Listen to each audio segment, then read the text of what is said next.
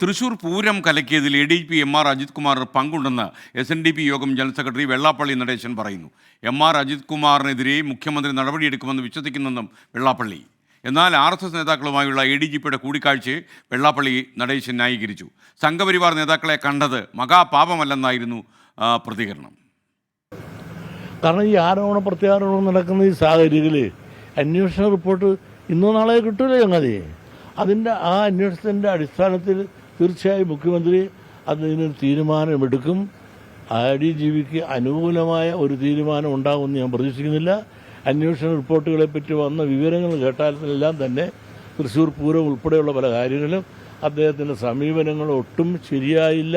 ആരോപണങ്ങൾ ഏതാണ്ട് തെളിഞ്ഞ അവസ്ഥയിലേക്ക് വന്നുകൊണ്ടിരിക്കുന്നു. ഇതെല്ലാം കണക്കായിക്കൊണ്ട് തീർച്ചയായും മുഖ്യമന്ത്രി നടപടി എടുത്തിരിക്കുമെന്ന് പൂർണ്ണമായും വിശ്വസിക്കുന്ന ആളാണ് ഞാൻ. എന്താ തെറ്റി? ഈ സംഘപരിവാർ എന്നതാണ് അവരെ തീണ്ടാനും കൂടാനും പാടില്ലേ? എത്ര പേര് അവർ മനുഷ്യരല്ലേ?